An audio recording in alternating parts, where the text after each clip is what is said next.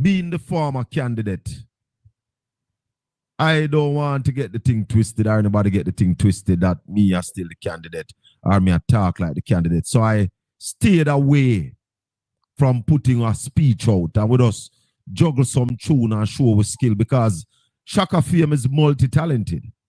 There's no politician in Jamaica in my class when it comes to entertainment. One of a kind. No other politician in my class, not that Jamaica. So we go out there and we spin to tune. You know, we said to the people that what you need to do is make sure that all who was out there Sunday night find some people to carry to the polling station on election day and take home the victory for the People's National Party. Isaac Buchanan as the candidate for East Portland, Mark Golden as Prime Minister. That's what we are saying. And as I've been saying on this program, that we have the capacity to fall in line. We have the capacity to comply and then complain. That's what my training teach me. Yeah? And we like to see people strive. We don't fight against people. We don't do that no time. Our thing is about seeing people achieving their best. Hold the line for me, caller. Good evening. Our thing is about seeing people achieving their best. I'm going to tell you something about me. I play a sound from me at 13, Mafia 5, out of Shrewsbury. So I grew up wanting to see other people have things, other people have money. Because when other people have money,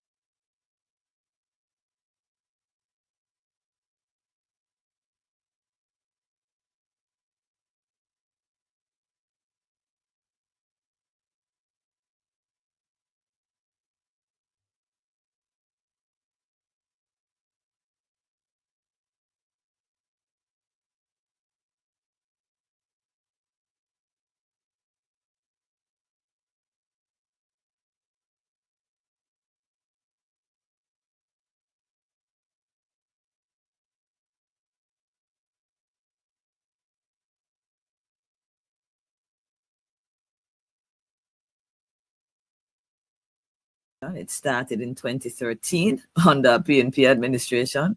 right. And I was a part of the Jamaica Civil Society Coalition. What brought JAMP to the fore, for most of your listeners who might remember the Outer Many saga of 2014. Yes. You remember that one, Colin? When the NHT bought Outer Many. Yes, sir. Bought an entertainment facility with $180 million, while we have hundreds and thousands of squatters. I'm an architect by profession. I worked in the Ministry of Housing, so that did really burn me. So I had actually organized a protest in front of NHT for 3 days. And at the end of the 3 days, the Prime Minister decided she wouldn't return the board members, which is what we were calling for. The Auditor General of Jamaica went out and audited the NHT, came back, Colin, and told us it's not 180 million, it's $4 billion we should have been worried about. And that is where my journey into creating this organization called JAMP began. Because the experience of watching an Auditor General come back to tell the people of Jamaica how our resources were being abused, I thought it was something as citizens we needed to shed more light on for other citizens. And that's why you have me here today. JAMP is an organization, as the name suggests. It says Jamaica Accountability Meter Portal. Let me just tell the listeners, we're not trying to hold government account for everything, Colin. We can't do that. We don't have enough hands. We are focusing on our public finances. So anything to do with our taxes, that's where we are trying to shed some light to make sure that government stewards our resources better. And last, if you ask me about my organization, a lot of people think all Jeanette does is talk about stuff. If you go to our website, we have designed and developed 6 tools that help citizens and government to improve accountability in Jamaica. So that's us in short. All right. So Jamaica Accountability Meetup Portal. You are an advocate. What are the successes that you have had so far? Well, I consider what I ended on a while ago a success. If you can have citizens build 6 digital tools that help our parliament, help our government, and help the media and citizens to hold government and parliament to account, that in and of itself is a success. And what I mean by that, Colin, and I'll get to another example of the kind I think you're referring to. When you say to citizens, as many of them are listening now, you need to do something, man. Your money. Most citizens don't know what to do. When you say to them, say, they work for us, or parliamentarians, you are the employer. Employers need information, Colin, and they need access to them employees. Not true? Of course. Exactly. And most people don't know how to access the power brokers. Our website, let me give you one example of a tool. Our website, I'm ashamed to say, is the only place in Jamaica, any of your listeners, and you can go and readily find out, where is my MP's office? What is his number? What is his email? Now, can you imagine we have employees? We pay rent in those offices, keep the light on, and Colin, there's nowhere you can go on any Jamaican website or PNP, JLP website and know, how do I find my elected representative? It's a basic and important thing that see. Yes, you're right. I mean, people in the local might can't find it, but if you are from the local and you're coming back, you don't know where to find it. All people in the local can't find it, Colin. Now people call me. Most people discover Jump because that's what they're looking for. They put the MP name in a Google. They're looking for him. And this is how they find the website. So don't think for a minute that people right here in the constituency know where their offices are across the length and breadth of Jamaica. So I'm just saying to you that in itself is a success, providing people with direct access to their representatives so that their voices can be heard. A second one is, if you want to talk to your parliament today, Colin, how you reach your parliament, Colin? If what we're going to talk about right now, burning you, how do you let your voice heard? Do you have any idea? Most people don't know. All right. So JAMP has a legislative tracker. And the minute you click that button and you go on it, the first thing you see is send a note to Parliament. If you put your concerns there and hit send, straight to the clerk of the house. And it will be delivered to the parliamentarians. So I'm not here just to talk today, Colin. When I tell you we're creating tools that bridge the distance or remove the distance between us and those who serve us, that is a practical part of our success that people don't know enough about. But you had a round table. Yes, we did. Media thing earlier this week. Yes, we did. Tell us about that. What was that really about? Well, I don't know how much Jamaicans realize what is the role of the media. We think of them maybe as it's a business and they're making money and they make money through selling news. No. I'm going to use an analogy. For those of us who pay attention to world history and world events, when you look at Africa and you look at the coups that take place, do you know the first thing a military commander does? Good evening, and welcome. Blessed is the man that walketh not in the counsel of the ungodly, nor standeth in the ways of sinners, nor sitteth in the seat of the scornful.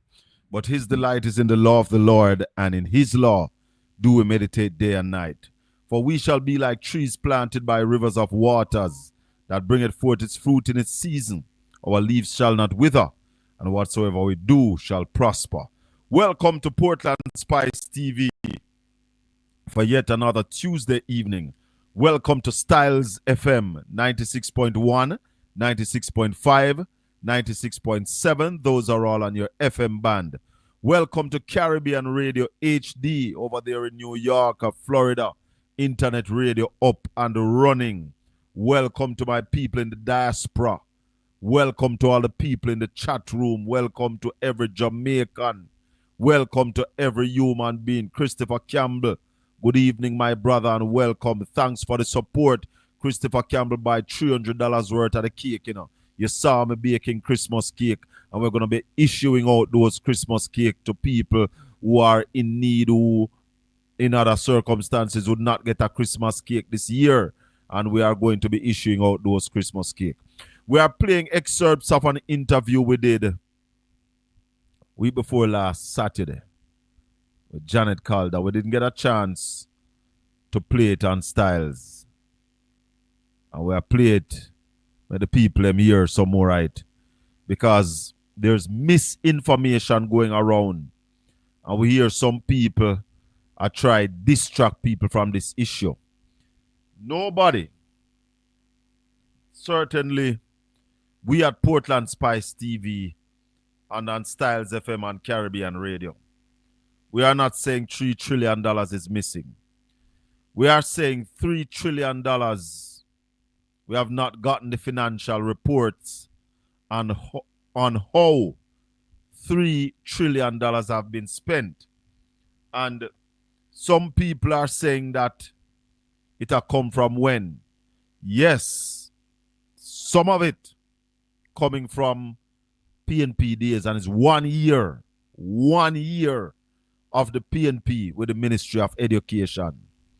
So for the last 9 years, the Ministry of Education has not supplied the financial reports on $902 billion.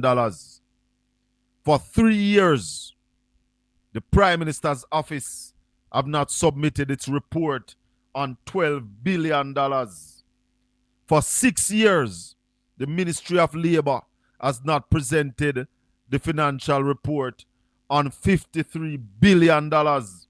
For 6 years, the police has not presented their report, and I think it's $150 billion. The Ministry of Finance, for 4 years, have not presented a report on $1 trillion.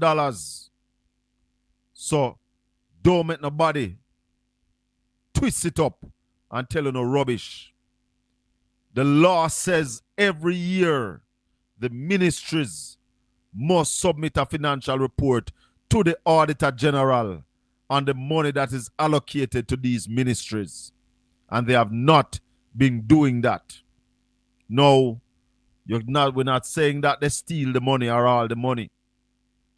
We know that they don't steal all of it because we have been getting the services. Teachers have been paid. Schools have been running. Light bill pay, water pay. So we know some of the money has been spent. But $902 billion, if $2 billion missing, we might not know, and $2 billion is a lot of money. So we are saying that the checks and balances are not being done as it relates to the rules and regulation. So we're listening to Janet Calder from Jamaica Meter Portal. Listen to some more. And that does when he wants to basically overthrow a government. You know, the first step he has to make, Talk to me. He has to go straight for the TV station, and he has to go straight to where the reporters are and lock it down. Why? Because the media are the eyes and the ears of the people. They are like the watchmen on the walls for you. So the job of the media in any democracy is to watch a government. I am not making something up. That is the first and primary role of the media. You and I can't sit down in a parliament every day, Colin. We have to work. Yeah. So who is there minding our business on our side to come back and say, Colin, Jeanette, this is what happened. You need to know this. You need to say something. It's the media. So they are the protectors of the democracy, and they are the ones that first and foremost hold the government to account. So JAMP has been looking at the work of parliament and government as it relates to our money. Why? I'm not there because I want to lock up anybody who is corrupt. I would have been a policeman, Colin. I'm not interested in law enforcement. I am motivated because every day I see the people around us who are in great need, and government is here for one reason and one reason only. It exists to take care of the needs of the society. That's it. Mm-hmm. So I decided as a citizen, I used to work in the public sector. I have great respect for what government can do when government decides to do something for people. Radically changes communities and lives. And so I decided that I'm going to put my architecture on hold and we're going to focus on the money. So I called the media together because after a number of years of looking at Auditor General reports, Yes. I believe that there were some things that the Jamaican people just didn't know. And the best people to call when you want your voice to be heard, next to like Colin, because Colin, I'm sitting here in my home, but you are creating an avenue for me to talk to thousands right now. Yes. So the media also allows for that. So I called them to a meeting because I thought it was very important that they pay attention to some things that I thought the nation needed to understand about the mismanagement of our public money. How much money we're talking about now? Well, it's not 3 trillion, though the headlines have been saying that. We're talking about an examples that I have pulled out. Now, let me back up a bit and say this to your listeners, Colin, because I don't like when people have to listen to something in a vacuum. They appreciate it better if they have some context. And the context is the government has an auditor. The Auditor General of Jamaica is not somebody from foreign coming to fast in our business. It's the government's auditor. And the government has... pay her. We pay her. Yeah, and guess who created her? The Parliament of Jamaica created that organization. And she's in the Constitution. Absolutely. One of the most protected roles, positions in the Constitution. You know why? Because if you don't protect this role, politicians come in and get rid of them. Why? And luckily for Jamaica, we have a good one. We have a better than good one. It's better than good, Colin. I'm going to say that because I have been on the websites of other Caribbean islands. All know the last report of some countries are 2016. We get one every year on time by December 31st in 2 weeks. That report to the people of Jamaica will be prepared and submitted to Parliament. Every year without a fail. So what is the job of this auditor? It is not, Colin, to generate scandals. It is not to accuse a government of impropriety. That's how the media might make it look. The job of the auditor is to come in and say to government, here is where you can improve. I am looking out for you, Parliament, while you are there, and I'm going into the different ministries. You set the budget. You say how much education must get. You create the laws about how education must use the money. You have empowered me to now go and make sure, say, they're not spending more than you gave them. They're not take out some money that must go to education and book and school and paying salaries. You follow me, Colin? Following you. Right. Because if government give like Ministry of Health 100 billion a year, you can't just take up 2 billion and redirect it to salaries. And when it happens, the Auditor General goes in and come back to Parliament and say, Parliament, this is what has happened. You have to deal with it. So the Auditor General of Jamaica is there as a partner to the government and the Parliament to let them know when public officials have broken the laws that they set, spent the money in a way they never said, so that the government and Parliament can do something about it for the people. That not sound like a good thing. That sounds like an excellent thing. It is. Excellent. So what has happened now, Colin, going back to your question about the 3 trillion that we're concerned about. Over the years, the Auditor General has reported back to the same Parliament. Remember, they set the laws, our MPs, and they decide on the budget. So she has to go back and give them a report every year. And one of those things that the law says is that every jackman ministry and agency that get you and everybody listening money after the financial year ends, and it ends on the 31st of March every year, the law of the land says these public sector offices must go and tell the Auditor General how them did spend your taxes. Yes. And then the Auditor General, Colin, you think the Auditor General can just pick it up and carry it to Parliament? No, sir, somebody have to check it. Yes. Exactly, because mistake can be made, and also not just mistake, mischief can be done. Yes. Right? So the Auditor General takes a look at all of the financial reports, and she will say to this PS, no PS, this not right. Send it back and fix it. I can't send it to Parliament, so. Right. Or she will say, everything here is accurate and good. I can send it now to the people of Jamaica. So what has happened is that over a decade, there are a number of public bodies and entities that has not told the Auditor General what they have done with 1 cent of your money. Mhm. And I don't know how your listeners feel about it, but when I was growing up, if somebody sent me to the shop and I said, Jeanette, see $100 here, go buy some sugar. When I come from the shop, it's not my money. I have to what? Produce the sugar, produce the receipt, and give the change. No, I sir. can tell you something. As a little boy, and my mother is here, and two of my auntie from abroad. Yeah. As a little boy, when my mother used to send me to the shop and Yes. give me the list, I used to buy sweetie out of the money. And Exactly. and when I come back, I used to get a spanking. Colin, that's a good example. I love it. Because I spend more than I am supposed to spend. Exactly. And after I get beat I 2 like. times, then I try put some math together now. And I say flour raised by 2 cents. Colin, that I couldn't, I'm going to borrow that example if I have to talk about this again, because that's exactly what it is. That if somebody not checking, you see what is on the list and what you buy and what change you get. Colin, you know me, you're going to thief out of 50 cents to buy some cheese tricks or something. Of no, course. I did the same thing. Or buy stagger back. Absolutely. So it's the same thing.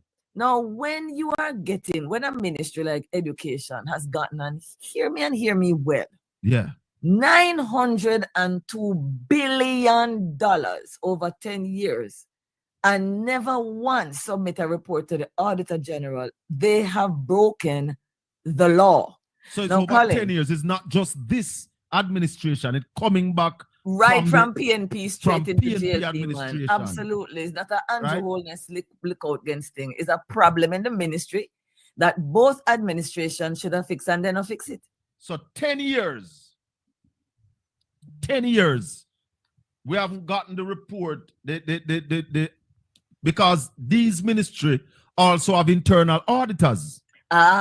Who should have been raising the red card long before the Auditor General had to. Right? And you're talking about 902 billion, almost a trillion. That is correct. Almost a trillion. Almost a $1 trillion. I don't have a clue how much money that is, but we should tell Jamaica that for the entire budget of Jamaica this year, that will be providing all that we need, pay how much $1 billion in debt, take care of health, police, you name it. The whole budget this year is just 1.3 trillion. Exactly. So it's only 400,000 million. Yeah.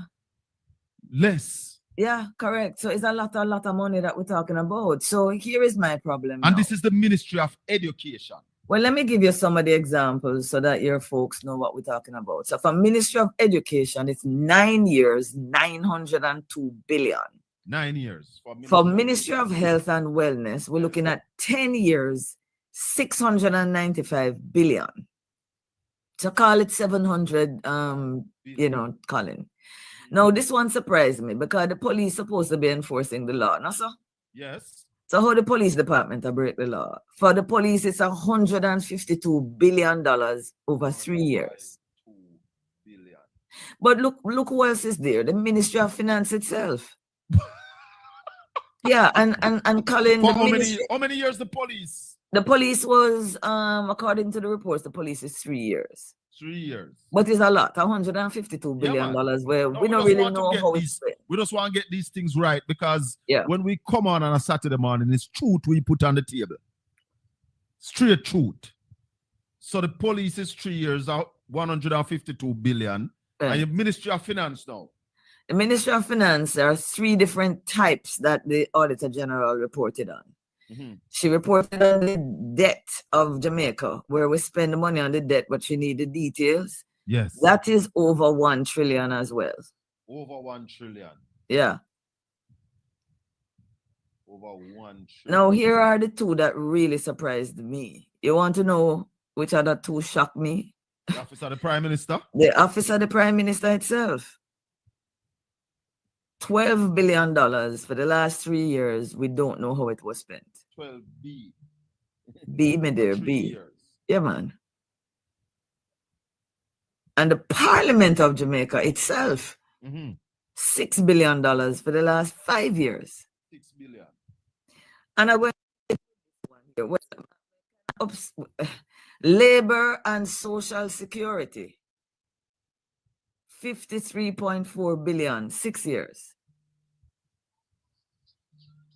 Labor is 63 billion. 53. 53 billion. And I'll give you one last one now. 6 of our parish councils put together. And let me just jump and tell the people that Portland Parish Council involved in this. All right. If you want the details, I'll look for it for you. But 6 of them put together is $10 billion over 11 years. Parish Council. Yeah. Right. So I want to make it clear, Colin, that this is not a statement that the money is missing, because everybody know that we've been getting services from the Ministry of Education. Yes. The Ministry of Health, they've been using the money. But I'm not going to lie to you. If you have $902 billion and $1 billion is missing, it kind of easy. It kind of easy for 1 billion. If you have 902 and 1 billion is missing, if you don't get those reports, you don't know that so easily, you know. So an example I was using with the media is, you know how people go to the office and they will take things from the office, paper, toilet paper, cleaning supplies. You know that, right? And they will take a TV too. They will take a computer too. No, well, you're touching. They will take a laptop. No, that's a very serious thing, and I'll get to that. But if I have 1,000 rolls of toilet paper in a cupboard and somebody take 2, you think me gonna notice? Not right away. If they take 20, me not gonna notice. Me will only know if the auditor do him job and go in there and count them. Yes. And tell me who last had the key, so we know why 20 missing. You follow me? Let me just say this to the average man in the street. You have a bar. Is when you check your stock. Right. You know that the bartender will take your money. Then the same thing. Bartender bring in rum or cigarette by you. But how you talk like me, I talk high and above the level of the people. Them are the same thing, me and say, Colin, the toilet paper are the same thing, man. Yes. You can't see it so easy. So what we are really saying is all of the toilet papers could be there. Not just say you can't see it until you do the work. Yes. If you don't do the work, you can't see it. That is true, but I also want to make the point that they could all be there. Yes. Because we're not saying that anybody thief anything, but we don't know if it is all there until somebody provides the Auditor General with a report and she can double check it for us, which is her Janet, job. We must tell the people of Jamaica that people are getting paid to do this. You want the list of people? I think it's important that people understand how many people Colin getting paid. Talk to me. You started in the right place. First is that internal auditor. Yes. That is supposed to be checking on a regular basis, because the Auditor General will probably come once a year, right? Yes. Then you have a finance director in charge of all of these places. He is supposed to know that this is what is required, that he must provide a permanent secretary. Yes. But if he doesn't provide it, the permanent secretary know that the finance director supposed to give her a report every year. Yes. And don't stop there. I don't know how many people know that we have several, about 14, 15 permanent secretaries, but there is a board of permanent secretaries where permanent secretaries meet on a regular basis. Now, there is a chairman of that board. So that chairman should be looking at these reports and drawing up the permanent secretaries that come to this meeting and say, Miss Bell, why is the Auditor General saying for 2 years, you don't send her a report? You understand, Colin? That's another level of accountability. Do you know who that board is? It's the cabinet secretary for the office of the cabinet. High level. That's Janet Calder. Some riveting information. How many of you knew that when the monies are allocated to these ministries, we're not getting the financial statement to say at the end of the year, we spent all the money and it was spent this way. Or we spent 80% of the money and it was spent this way. What is happening in Jamaica is crazy. Poor management. Poor management. And I saw a message. I had the message up from Christopher Campbell.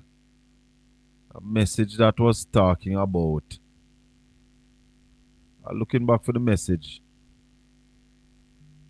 Message that was talking about when people are ignorant, corruption flourish.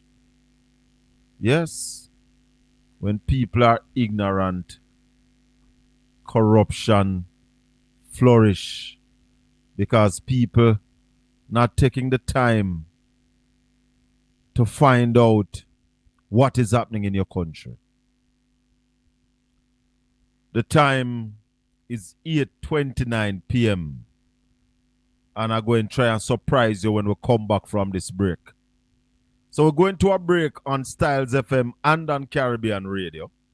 And I'm keeping my fingers crossed because this guest that I am intending to bring on next, I promised me many a times I will never get a chance to bring him on. So let's take the break. When we come back, we're going to bring on a guest. Soon come.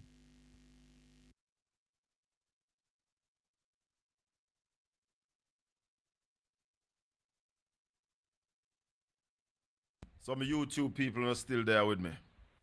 Make us see if I can find this guest here tonight. Because spoke to him just a while ago. And he told me that, yeah, man, we are go forward tonight.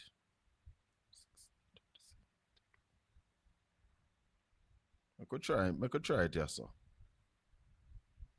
Could try it, yes, sir.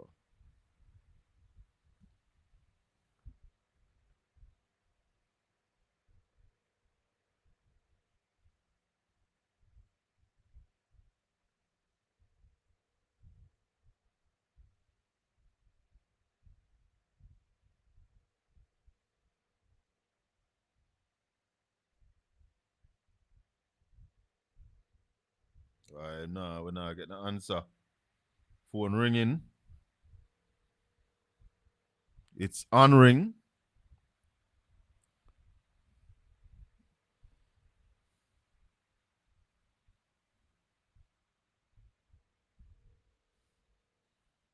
I am not getting any answer. Machine Family presents Fathers. Not getting any answer. I'm going to try again.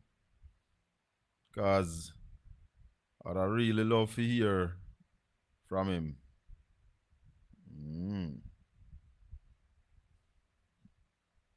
So, let me try again.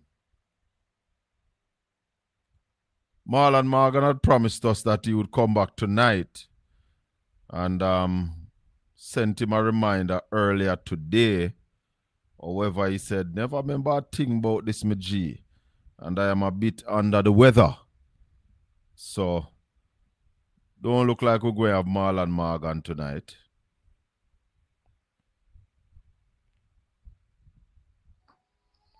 All right, so my brethren are call me. All right, hold the line for me. Hold the line for me.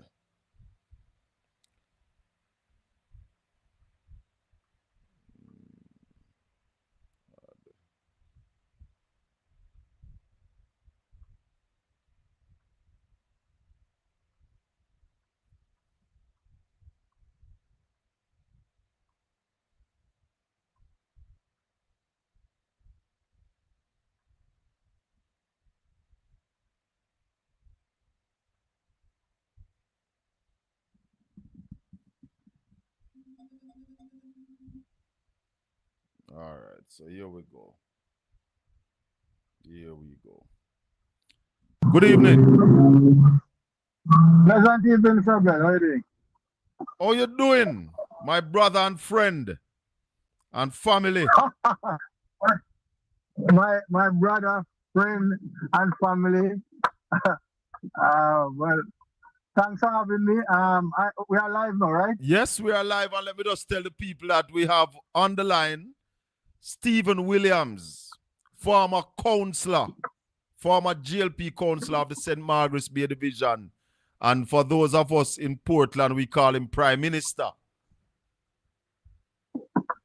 Thank you. And indeed is somebody who had received the Prime Minister's Award as well. I think they made a mistake. Huh? They made a mistake when I got the award. They made a mistake when you got the Prime Minister's Youth Award. Why you say that? Probably should have been the office at the time. Oh, yeah.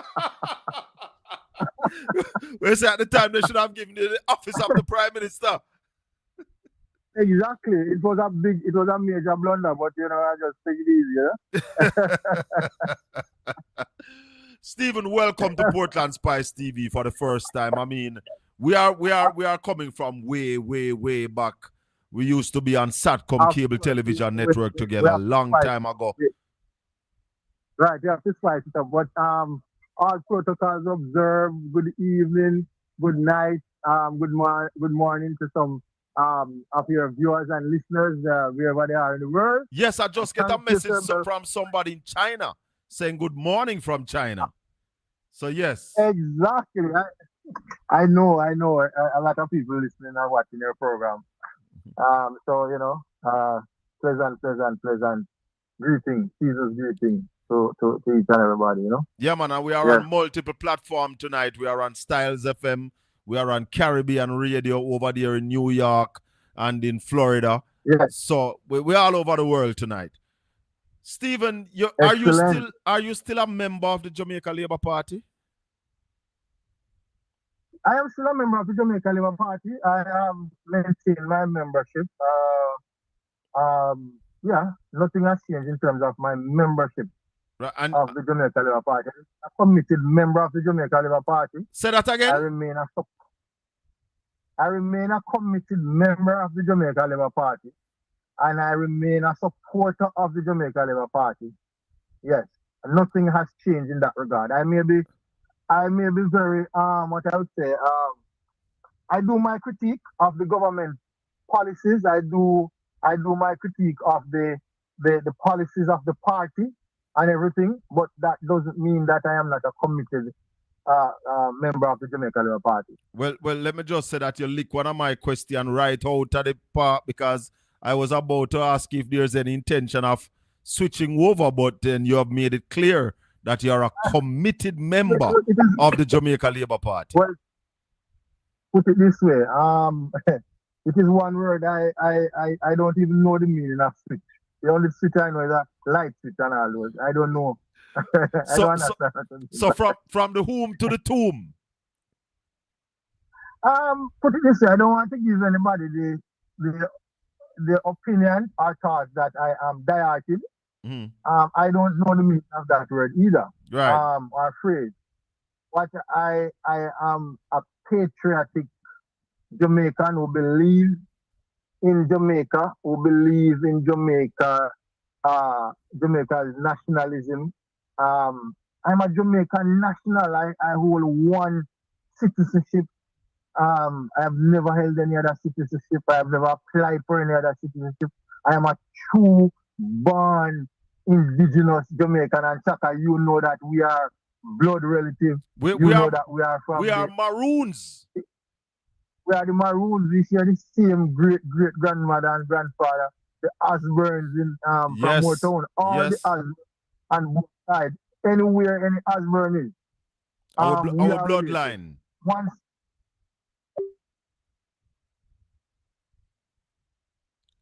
Why a loss? Seems like a loss, Stephen there. All right, he's calling me back. Lost him. Stephen, we lost you a while ago. Just hold the line for me. Hold the line for me. Let me reconnect you.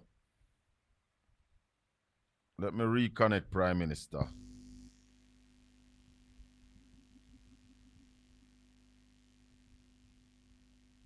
Know the technology works sometimes, but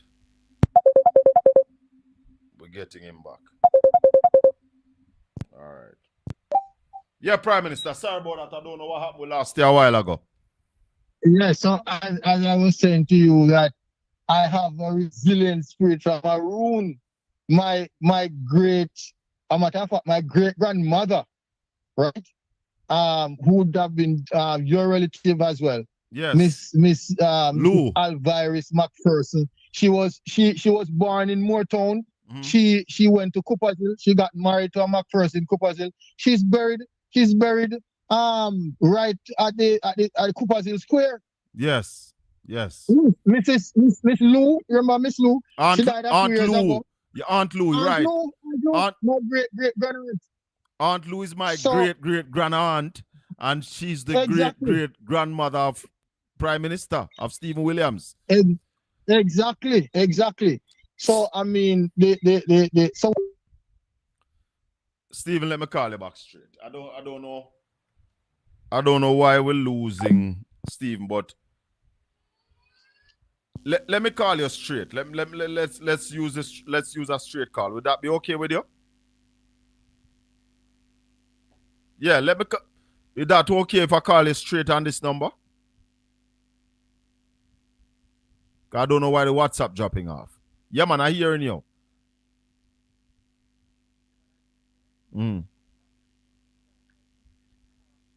We shouldn't drop again. All right, let's reconnect then. Let's reconnect. Hold on. Let's reconnect. Him say it shouldn't drop again. So let's reconnect. All right. So we reconnect. yes. So when I speak as an indigenous Jamaican with roots Yes. from the Maroons. And matter of fact, on my side, on my father's side, my grandmother was from Spalding, right? And she was of Chinese immigrants. You understand? You mix up, man. It is one Jamaican out of many. We are one. So, we just have to live good. We have to build our country. Mm-hmm. You understand? Yes. But let's get into the meat of things. So much for the family tree. Prime Minister, exactly. We have seen a number of reports from the Integrity Commission coming out on the Prime Minister. And I'm not going to ask you to comment on the report, but I want to ask you, do you think that it is ethical and in good moral standing for a Prime Minister in office to be doing multiple personal business while being the Prime Minister of Jamaica? All right. So I'm sure some of your listeners and viewers did not hear and they would want you to repeat that question.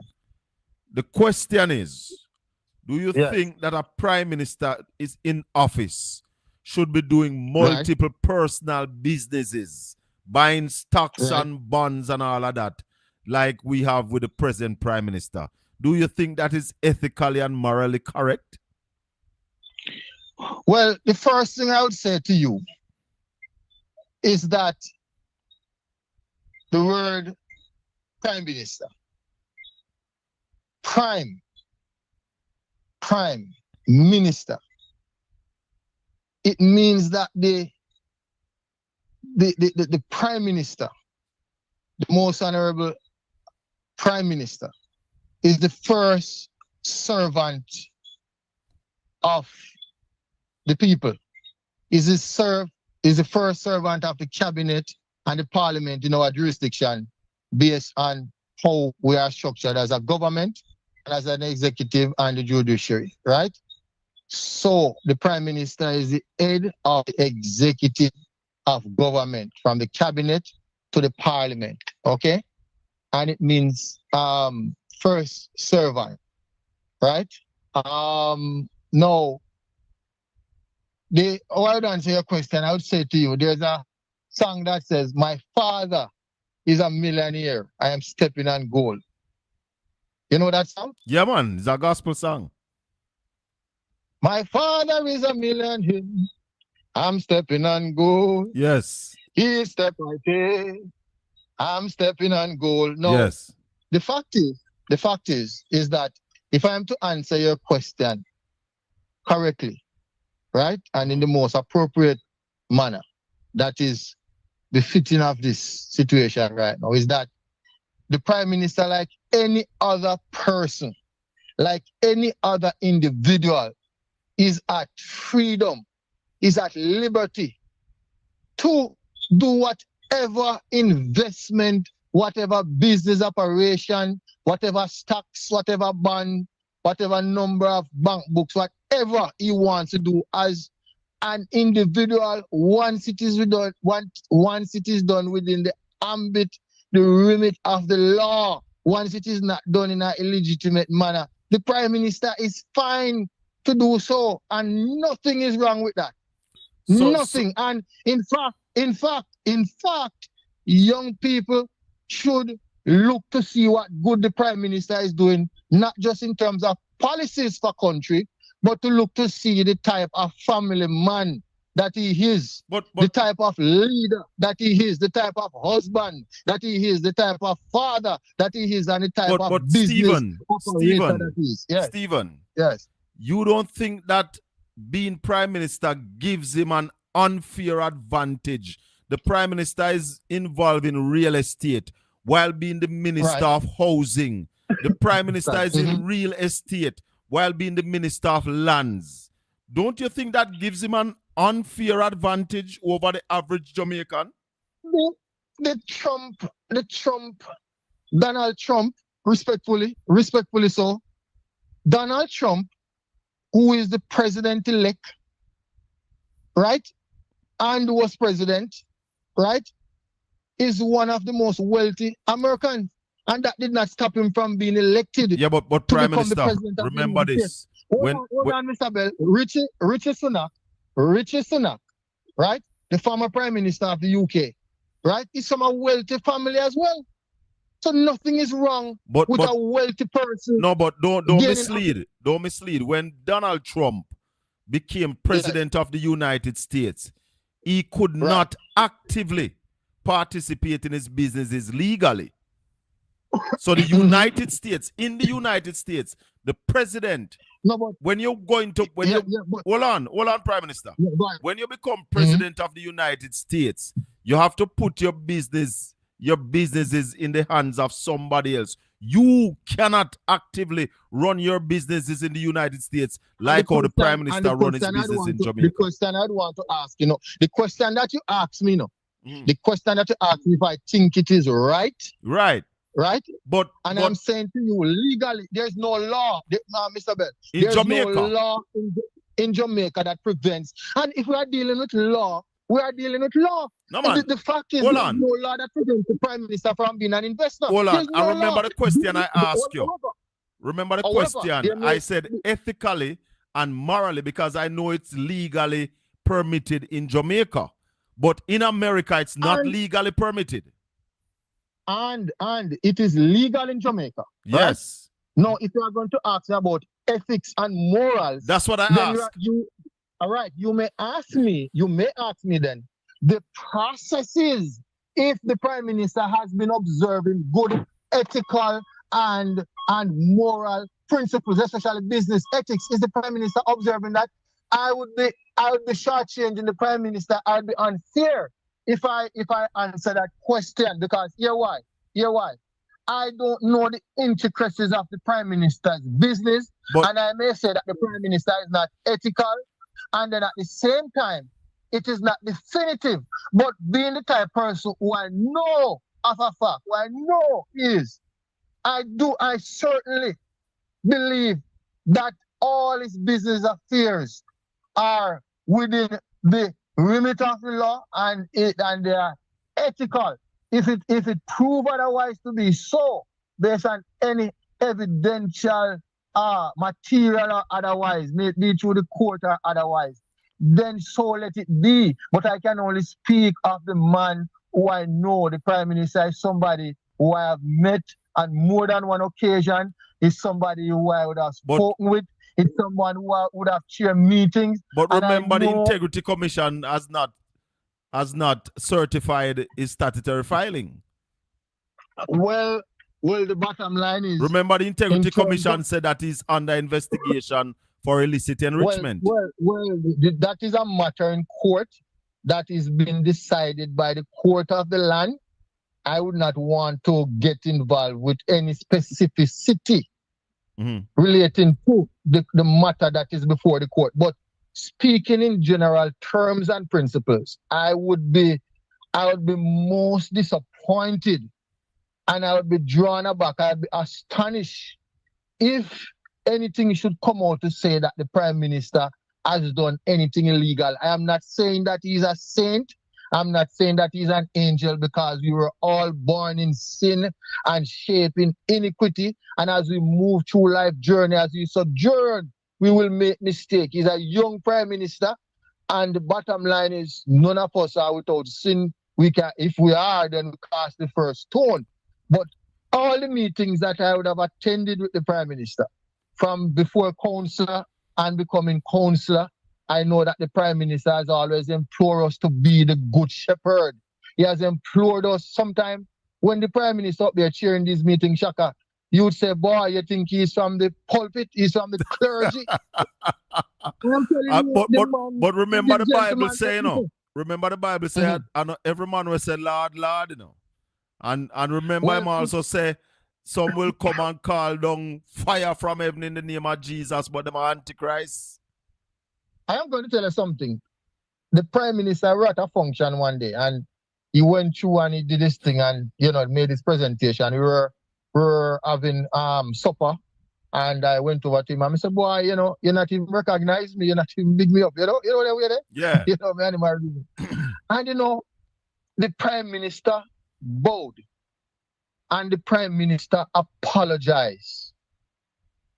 And I was just laughing. I said, but everything good, man, I'm just saying. And he said, no, Stephen, no, I should have acknowledged you, and I apologize. I sincerely apologize. That's the Prime Minister that we have.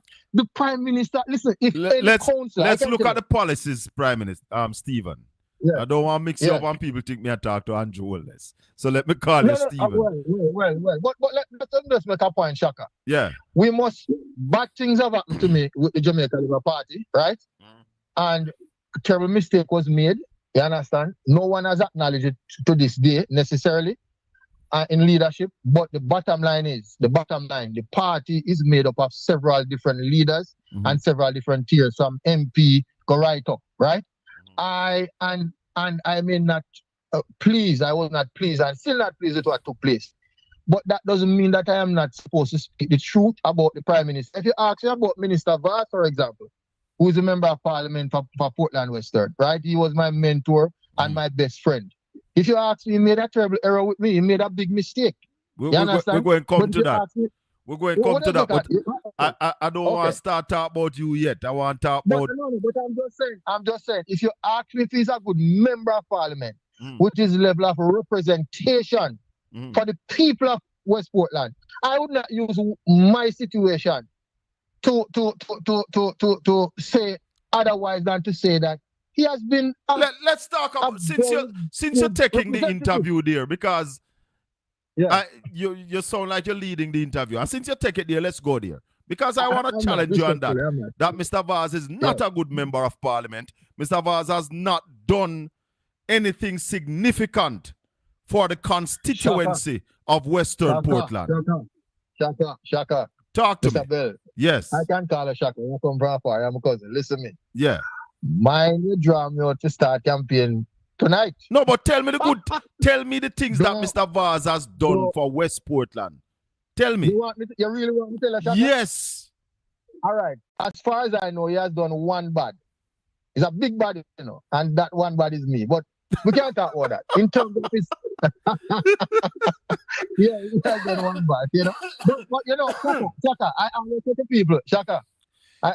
to people, and a lot of people, I'm going to answer your question. I don't want to drop the program. A lot of people said to me, why it Minister Vaz hard? And I said to them, Shaka was the one who brought me into media. You, Colin Bell. That first match that we did in Anato Bay, right? Back, I think, in 1997, 98. I was in, I think, third farm at Titfield, right? Yeah. All right. Minister Vaz took it upon himself to have brought me in to become the councillor. Without his endorsement, I would not have came through as a councillor. So even though him do a bad thing to get rid of him, do a good thing to bring you in. And I said for 7 years. For 7 years. You understand? So the bottom line is I have to give him credit for those 7 years. Right? And I want to say that publicly. And I've always said it to him. One of the commitment that I had is that, hey, listen, when the time comes for me to move on, I will move on. But the way how it was done, I had to sought the intervention at the court at the time. I was constrained to do so, but I remained very respectful Prime and I Minister, remained very Prime humbled. Minister, Okay. allow I me just to want to make conduct. that very clear. May I go ask you a favor? Allow me to conduct the interview. All right, go ahead. You Mr. take it Go to ahead, Mr. where you take it to Mr. Vaz. Me never ready for go there so yet. And I am Okay. asking you now. Yes. Name me the things that Mr. Vaz has done for West Portland. Because and remember this. All right. Hold on a little bit. Before you Yeah. answer, remember this. Road, light, water. Yes. Those are not gifts from politicians. Those are obligation. Tell me the things that I'm doing for West Portland. All right. Before Minister Vaz started, I'm going to take you. I'm even going to take you before he become member of parliament. I'm going to take you there. He renovated Carter Park. He placed a perimeter fence. Carter Park, no, West Portland, you know. Hold on, I'm going to tell you before he become member of parliament. Just bear with me. He renovated Carter Park that was done for over almost a decade, right? He fenced Carter Park. How him fence Carter Park? No, listen, Minister Vaz at the time got private support from his own pocket, and otherwise I remember when Mr. Gibson was the president, Mr. Chowers at the time was the treasurer, right? For the Portland Football Association, the aim was football for Carter Park at the time. He got it fenced and he got Stephen. Listen, may I ask you a question? You're not allowing me to conduct the interview. May I ask you a question about West Portland and you're the East Portland? Let me move to West Portland now. One of the first projects that Minister Vaz did as before he became member of parliament was to build the school in Rock Hall, to get that school going, the basic school in Rock Hall. That was never there from 1834. Okay? He got that school going and several other social projects, but I like that one. Now, since he has become member of parliament, I'm not necessarily in chronological order. I'm just going to state them. The upgrading and the upgrading of the Shrewsbury recreational center. What? Right? Where them you mean Shrewsbury where them destroy the field so you can't get a legal football field on it now? That's what you're talking about? Shaka. When Minister Vaz sent me to Shrewsbury in 2007 and said, Stephen, make the recommendation, and I made the recommendation for that facility to be answer upgraded. This question. Answer this question. Can you get a Premier League size football field at Recreation Center in Shrewsbury now? He fixed what he saw there. No, man, that's not the question I may ask you. Before any work was done on that field, it was one of the larger fields in West Portland. The work that you guys did there destroyed that field. You cannot get a Premier League size football field there. Shaka, a lot of people listening to the program, and I don't want to paint the wrong picture.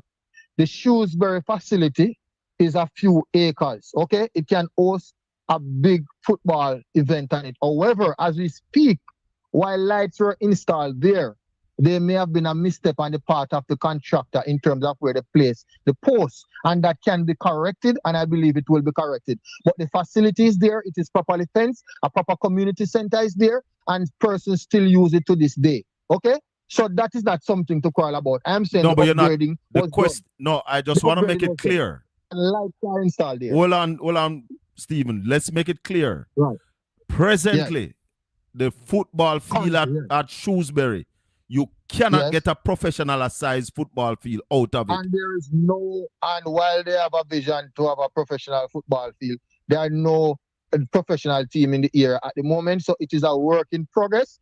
It is just to reposition a few of the posts, not I all am of saying them. to that to spoil it. And not just the post, even with the seatings that you put there, those help to shorten the size of the field, Prime Minister. But Mr. Bell, let us go with the upgrading, and it was done with all good intention. Oh, you're going to upgrade something and make it can play a professional football match on it. When I went there, before Minister Vaz did that facility, right, there was nothing there. It was run down totally. The community center, look at Shaka, you know. So you asked me to point out the projects, and I'm pointing them out. And that's a bad one to start with. No, listen. Well, put it this way. It has been upgraded, right? Continue. Lights were installed earlier this year, late last year into this year. Anyway, that's one. Secondly, in the same St. Margaret's Bay division, the school that the PNP had delayed for years. So many research was done and everything, and they did not build a new school. Minister Vaz came and that school was built in 2009, the Fruitful Vale Primary School. And hold on now. Me like how you put it. Right? Because all Mr. Vaz came and did was decide that the school will go here. Everything else was in place for the school. The funds was allocated. All him come and do is say, put it here, so because there was issue between two communities. Mr. Bell. Yeah. The idea was there. The concept was there. The money was there. No, hold on. How ministries operate? No government not going to allocate any money from 1970, 1980, 1990, 2000, and the money is still there. Minister Vaz had to make the representation. Not for the money. Not for the money. Not for the money. Shaka, which party? All right. Let me ask you a question. Prime Minister. Let me ask you a question. Prime Minister. You know? Hold on. Do you know, Shaka, of any where in Jamaica now where a new school is supposed to build? That money put down to build that school? Of course. It wasn't ready in this year, but it carry over. Anyway, it's under Minister Vaz's leadership. Whether I took it from the PNP. It belongs to leadership. All right. Go ahead. Continue. I hear that. Listen me. If a lady desire to become pregnant and the man who she's with cannot do it and the next man comes, is that man going to get the praise? Even though the next man will have it in mind. Take it. I hear it. Continue. The people of Shrewsbury was pregnant. The people of St. Margaret's Bay was pregnant. Right? And they just couldn't deliver. And Minister Vaz came and he delivered. Continue. So that's all right. So we give him half for the school. All right, that's fine. No, I remember from the road from Oak Bay, especially from Ring, from Schoolhouse Corner, go all the way through Shrewsbury, Fruitful Vale, Chatsford, and Cooper's Hill, right back to Golden Vale. PNP was in power for 18 years prior to Minister Vaz's intervention and becoming a member of Parliament. 18 years. You have to give him credit. Prime Minister. You have to give him. I'm going to tell him more. Hold on. Pause. Because that road that you mentioned, not through Cooper's Hill, but that road up to Olive Mount has been fixed many times. And yes, Mr. Vaz come and him fix it as well. See it right now, right there? It was fixing again. And remember, hold on a little bit. Yes. And remember, from Cooper's Hill down to Golden Vale, even you had to make nice for Mr. Vaz to fix that road. Because that road was there for many years. And remember, Mr. Vaz is the MP for 18 years. No, man. And him tell me to make nice. You get it wrong. Him tell me Hold on, Prime Minister. Hold on a little bit.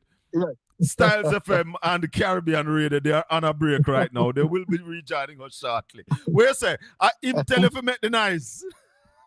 But remember what I said earlier, doing a Prime Minister. Hold on a little bit, man. Hold on. Remember what I said earlier. Road, light, water. Those are not gift from any MP. Those are.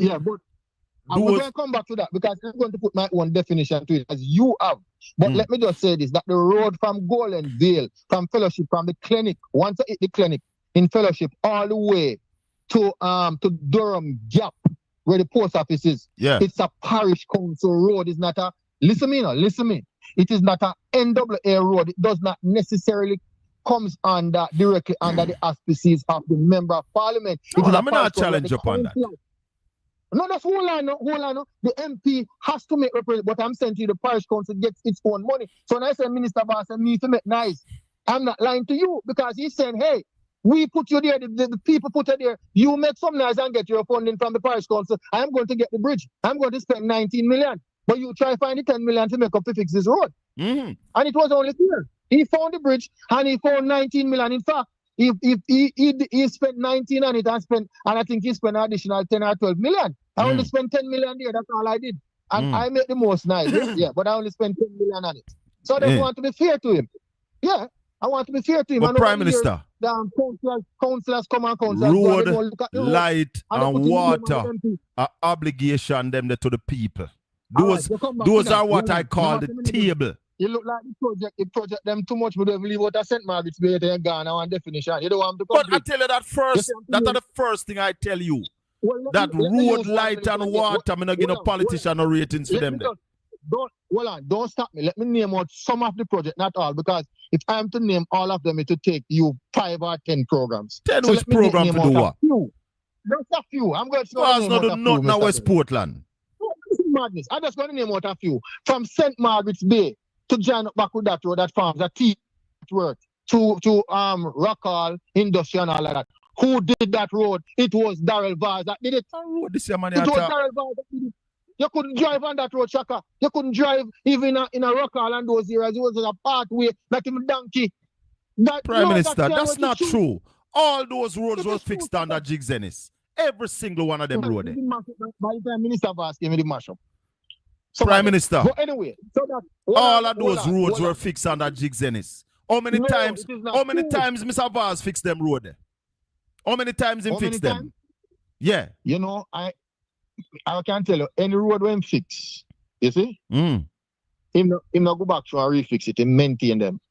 Prime He Minister, maintain those roads. And Bone Ridge can I Road don't want to fix right now. You can drive And- from and- Grants Gate and- go Bone Ridge now. the minister. Me ask you a the minister question. had a- You say any Answer road to where the him minister. fix, him now if you go back and maintain him. You can drive from Grants Gate go Bone Ridge now. I'm going to address that. Two things. He toured that area with the Minister of Agriculture and NWA representative last week, Tuesday. He was there on the ground, and he has assured the residents, without any changes. Remember what you As we just say, you know. Well, as we speak, that road all the way from Oak Bay to Cooper's Hill, right? Thereabout will be done under the Spark program, as I understand. Then Okay, oh, you sound so like those that- roads were perfect a while ago. Anybody listening a No, while man. ago that No, think the man. road ain't perfect? There is no road in Jamaica that is perfect that doesn't need But maintenance. Prime From Minister, time to time. hear me I said to you though. Hear me I said to you. Yeah. Hold on Road, quickly. not tell me Hold on. about road. Let me listen. Don't tell me about no you're not road. going short-change me. Tell me some things Shut up. where him All do right, so where make the clinic- people the them clinic in can Buff Bay. earn a living. The clinic in Buff Bay, the police station in Buff Bay, all these things, the renovation and upgrading of the facility, recreational facility in Woodstock. He just pointed out to the Maroon that at the funeral of the late Colonel a few weeks ago that Charlestown will be next in line. Lynch Park has been upgraded several times since his intervention. Can I tell And you that a Lynch lot Park of was in a other- better position before Darrell Vaz become member of parliament? If you allow me to assess it and come back on the next program, I can tell you. I haven't been there for about 3 months Lynch now, but I know Park. up to that time it was Lynch Park was in a better position when Jigs Ennis was member of parliament. Remember when Jigs Ennis was member of parliament, West Portland had a Premier League team. 18 years under Darrell Vaz. What happened? It is not the fault of Minister Vaz for the intervention of Facebook and TikTok and Instagram. No, him and not these investing things. in the youth them.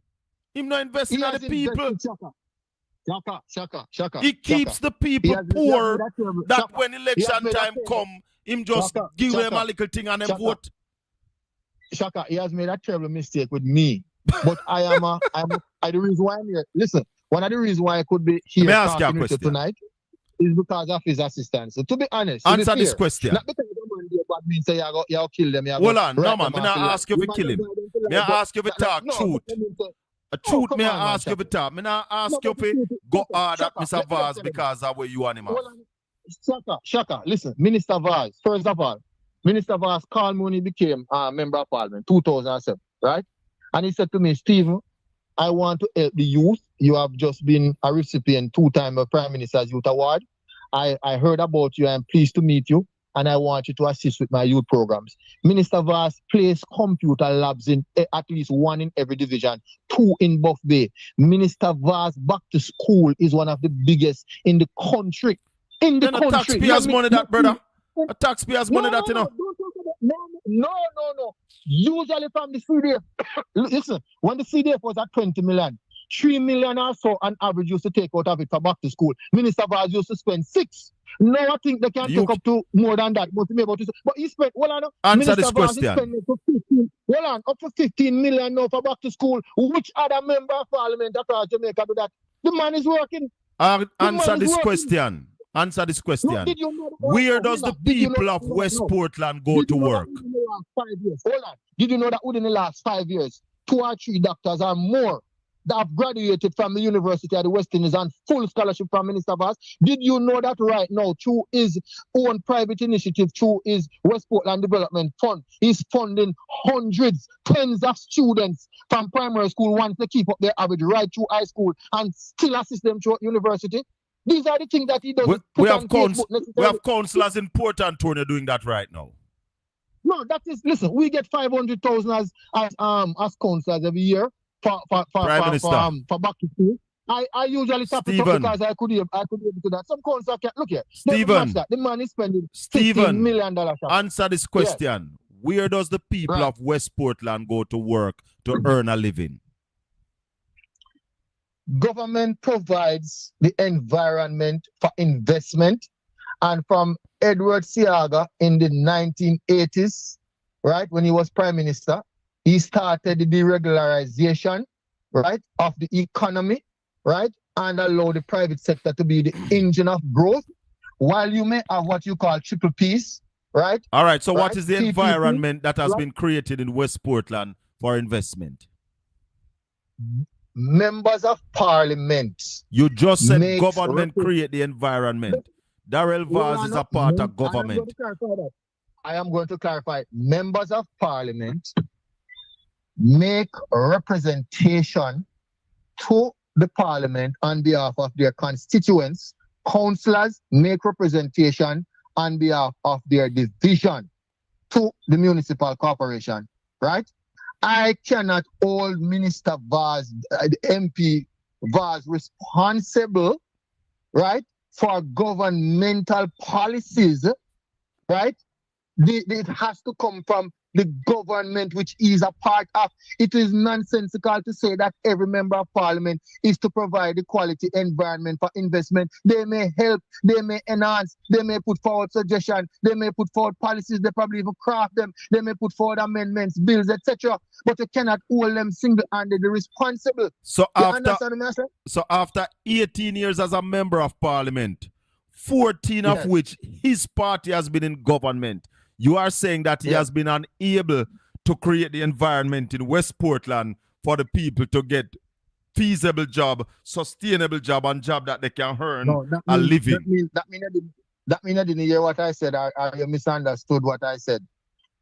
Portland right now is pushing out the most water for Jamaica, right? Bottled water.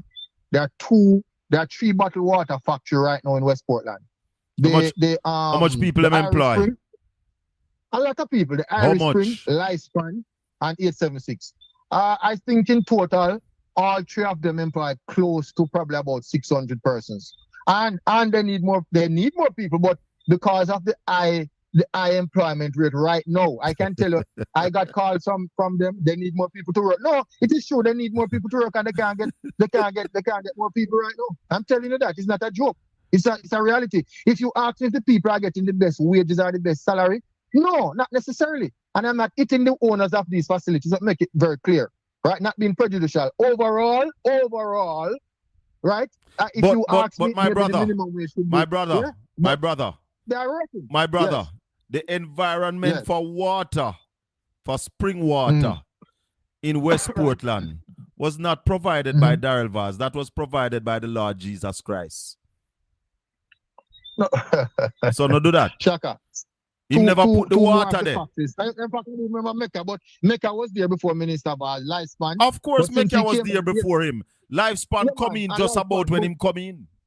Yeah, man, I see him that. No, Lifespan exit because they were in Anatomy and then they moved to West Portland. But what I'm saying is that since he came, Lifespan expanded. Irish Spring came on board. Listen, those companies in doing water at Spring Garden will expand because the water there is first class water.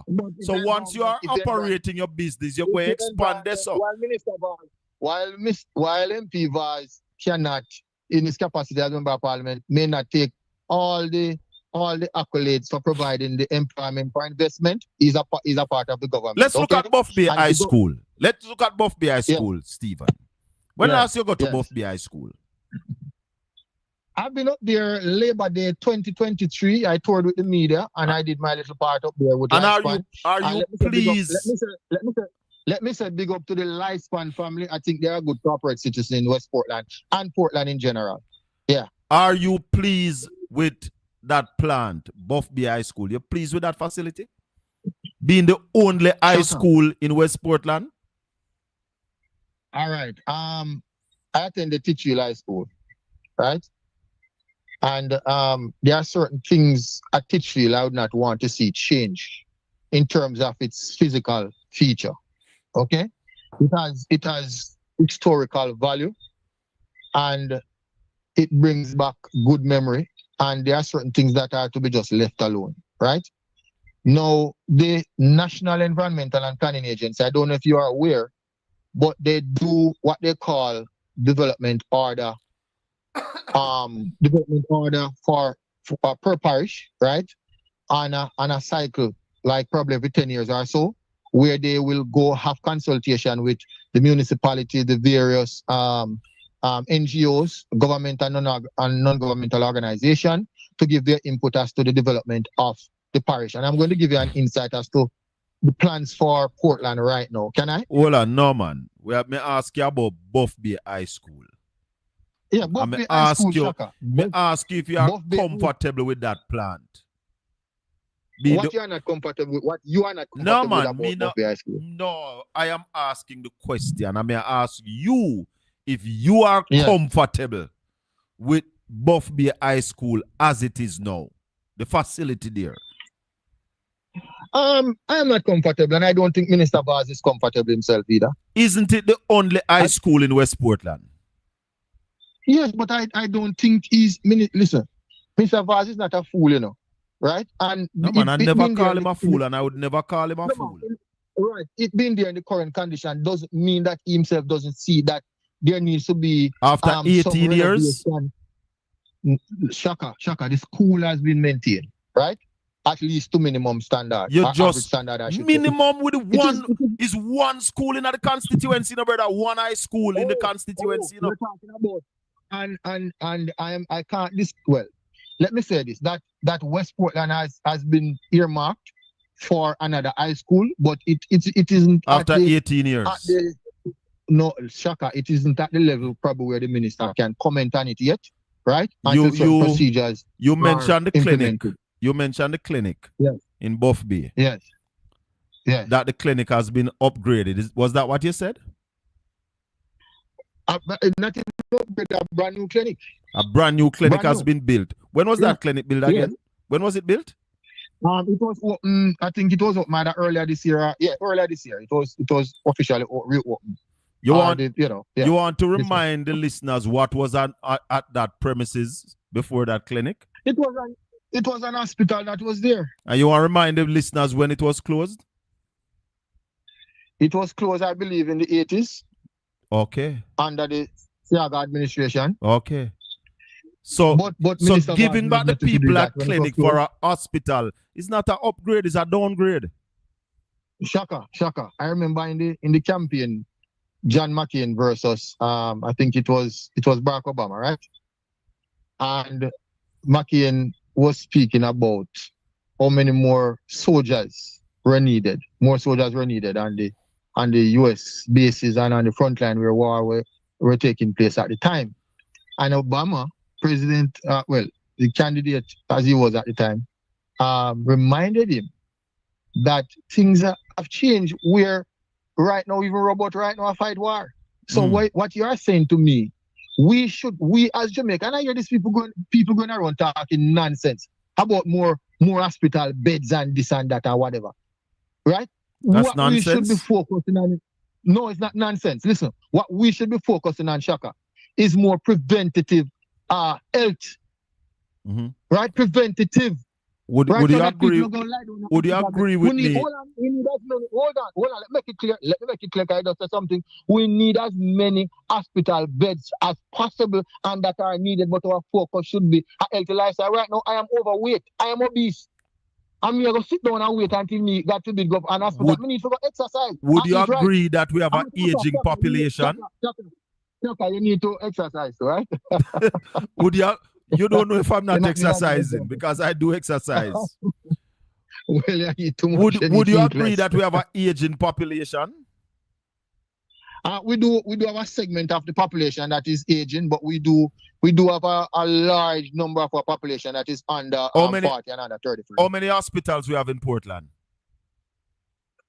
We have one hospital. No, let us just finish with Buff Bay in 30 seconds. So I'm saying to you that if you ask me whether or not Buff Bay may need a hospital, I do not think Buff Bay needs a hospital. What Buff Bay need a proper clinic that is high-tech and that can provide all the relevant services that I think our type A clinic supposed to provide. And then, of course, we are to strengthen and not obey as a hospital and also strengthen Port Antonio. If you ask me where Port Antonio is, I am not satisfied in terms of it being a type C, in terms of certain services that are not offered. And that is what both members of parliament, Minister Vaz and Mrs. Vaz, they will have to work on in this new term coming up, should they be successful and retain their seat. Is 18 years, Mr. Vaz, a MP and a brother, that me keep reminding you. 18 years. The hospital was officially opened in 1955 by Sir H. Allen and the governor of Jamaica at that time. He was a member of parliament. He was also a privy councillor, right, from 1955. Okay? Let's Minister Stephen. Stephen, sometimes it takes time. You wanted to talk about Buff Bay for 30 seconds. You just admit that Portland. Hold on. Portland have one hospital. What's the population of Portland? It's approximately 80,000 more or less. And is one hospital adequate?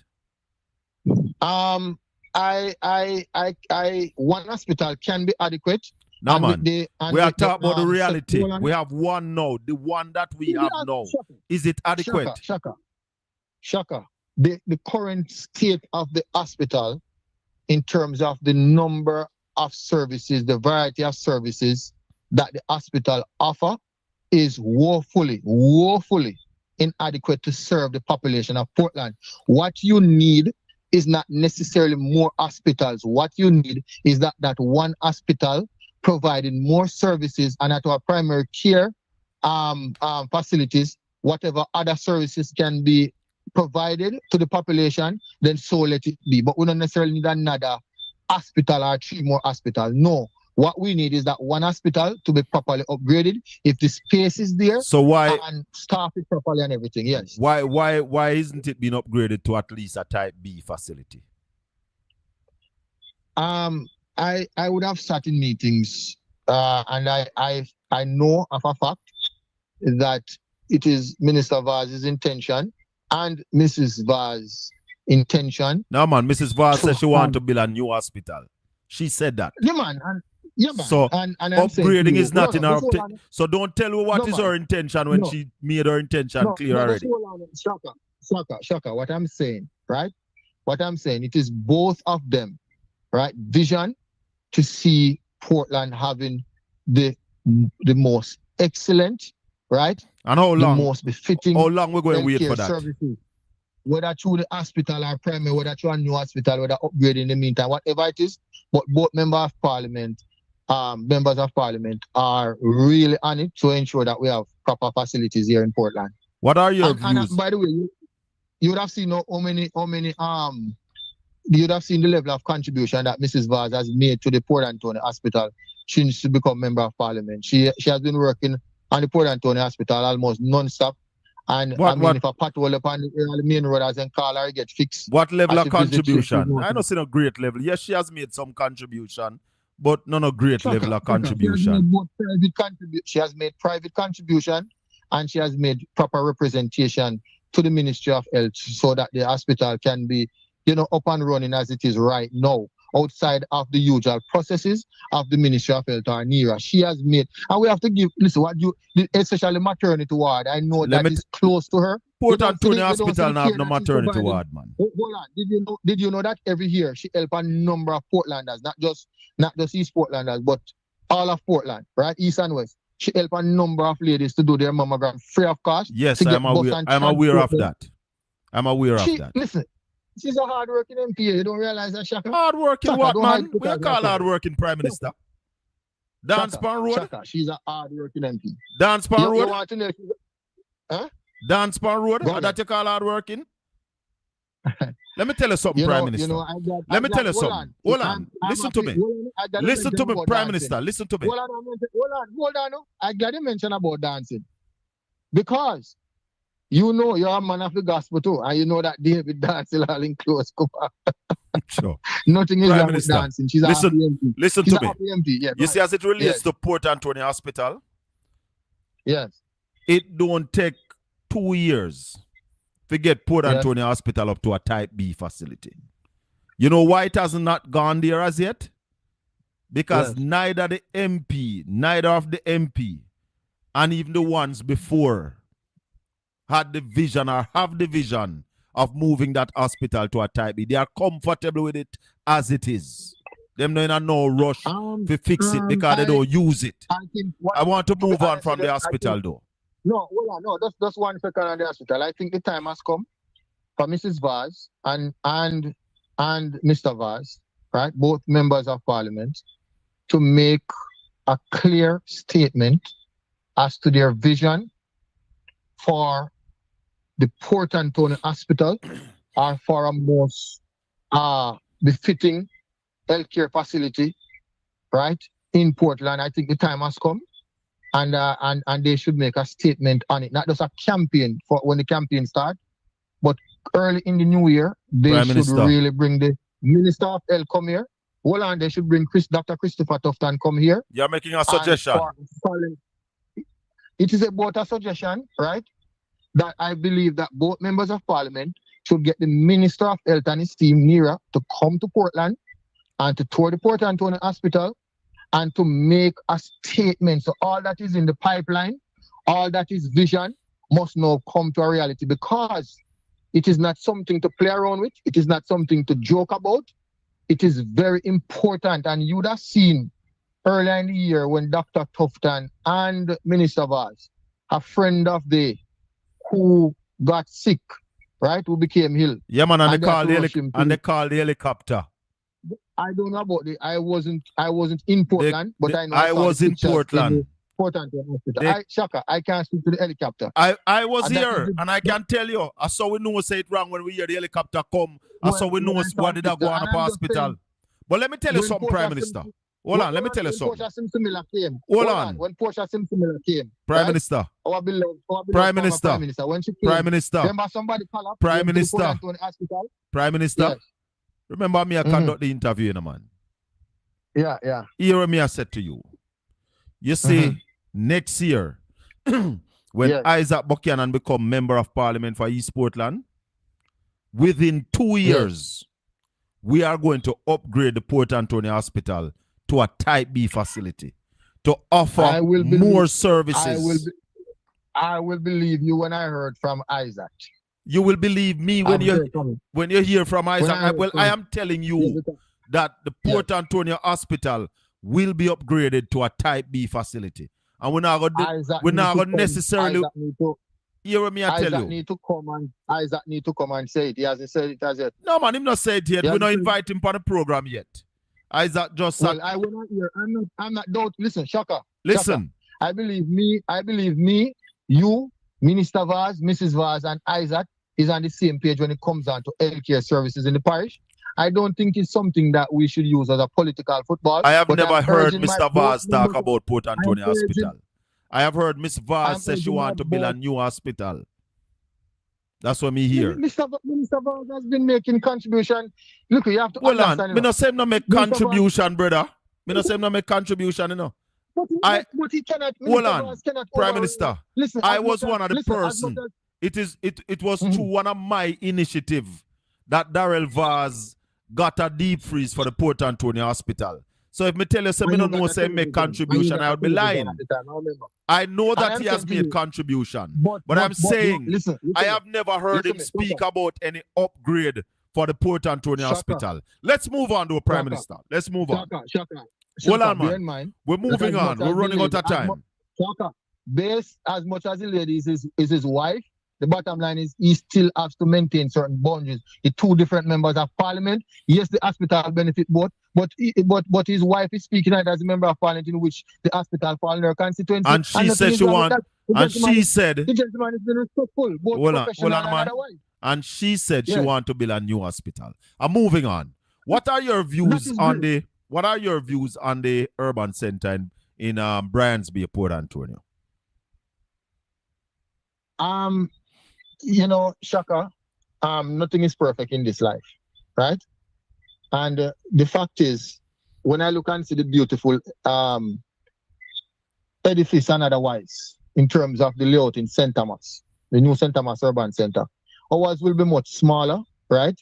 However, I must commend the Prime Minister and his team, the Factories Corporation led by Mr. Lilliton Shirley, who has Portland roots, and Minister Vaz, especially, right? And then of course Mrs. Vaz came on board. But I think it's a lovely start. I was at the parish council. I endorsed it. In fact, I signed off on it. I signed off on the development plan for that facility. Yeah, I signed off on it. And I believe it's a lovely, beautiful plan. And once it is implemented, which it will, I believe it is good for Portland. But if you have any concerns, highlight it to me and I can respond. What is it you think Portland or East Portland needs right now to really move this economy forward and to give the people a better way of life that people can earn livable wage and sustainable earning? What is it that you think we need in Portland or East Portland right now? All right, I'm going to answer that. But in 5 seconds, let me just say that the new urban center will bring a number of jobs, probably close up to 3,000 jobs if the BPOs, they have their way with the BPOs, right? The BPO alone will. But now respond to that yet. No one you answer the question let me ask you. Because that way just select while not no go so. Not no go so. Why you say not no go so? In any country, Shaka, in any country, there are certain fundamental policies that has to be implemented and that is perpetual.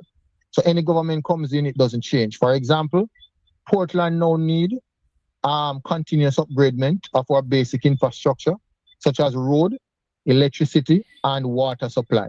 Okay? So we need to improve on that significantly.